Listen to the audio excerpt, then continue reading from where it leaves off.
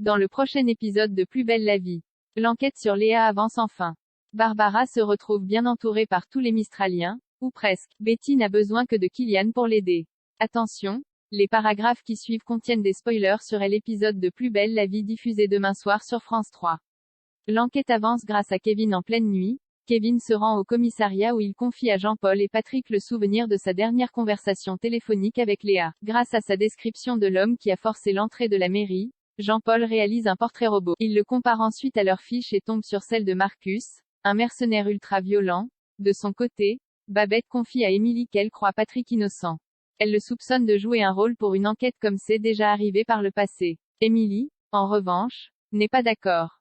Pendant ce temps, Jean-Paul demande à Ariane si Marcus est le conducteur du 4x4 qui les a suivis.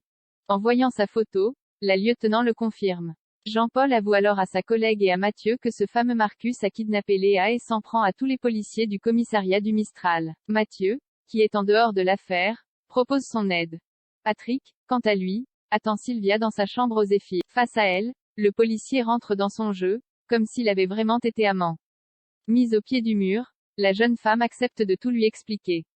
Elle s'excuse pour le mal qu'elle a causé à la famille de Patrick, puis raconte qu'un homme l'a contactée via un numéro masqué pour l'obliger à mentir. Si elle ne le faisait pas, il menaçait de tuer Francesco. Patrick montre la photo de Marcus à Sylvia, qui le reconnaît aussitôt. Elle ajoute qu'ils ont rendez-vous le lendemain devant un centre commercial. Patrick promet de protéger Sylvia et son frère et de régler la situation. Dans la soirée, Patrick sort du Zéphyr avec Sylvia afin de rejoindre Francesco et les mettre en lieu sûr. Mais, en traversant la place du Mistral, il tombe face à Émilie qui les accuse de s'afficher ensemble. Sylvia révèle alors à son amie qu'elle a tout inventé, que Patrick est innocent et, de surcroît, qu'il est en train de lui sauver la vie. Émilie comprend qu'elle s'est trompée sur son père et qu'il agit avec de bonnes intentions. Betty se repose sur Kylian dès le réveil. Kylian est aux petits soins pour Betty. Mais la jeune fille est complètement déprimée.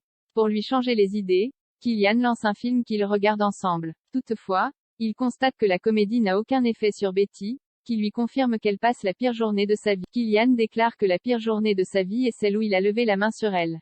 Le jeune homme affirme néanmoins que cela ne se reproduira plus jamais, notamment grâce à son travail en thérapie. Si Betty pense que la violence ne peut pas être guérie, Kylian affirme au contraire qu'il voit des résultats positifs au quotidien. Il aimerait donc que Betty lui refasse confiance, comme avant. Mais cette dernière connaît son tempérament de feu et sa facilité à provoquer Kylian quand elle est en colère. Betty songe alors à quelque chose qui pourrait lui faire du bien. Regardez Bambi. Kylian passe donc chez Noé pour lui emprunter le DVD du film. Noé accepte de le lui prêter et remercie son ex-meilleur ami de prendre soin de Betty, ayant conscience de ne pas avoir été à la hauteur. Pendant qu'il regarde Bambi, Kylian remarque que Betty est en train de pleurer. Il lui conseille de tout lâcher. Betty avoue qu'elle se sent triste tout le temps au point de vouloir mettre fin à ses jours. Kylian lui affirme que cette période de déprime est due à la chute d'hormones et qu'elle n'est que temporaire. Barbara choisit les parrains de son bébé. Barbara demande à Estelle d'être la marraine de son bébé. Cette dernière accepte avec joie, puis interroge sa meilleure amie sur l'identité du parrain. Si Barbara a envisagé de proposer à Nathan et Abdel d'occuper ce rôle, elle a finalement choisi Thomas. Celui-ci est aux anges. Un peu plus tard, Barbara surprend Thomas en train de lui organiser une baby shower. En apprenant qu'il a invité Abdel et Elisa, Barbara déclare avec agacement qu'elle ne participera pas à l'événement. De son côté, Nisma emballe le cadeau qu'elle a acheté pour le bébé de Barbara.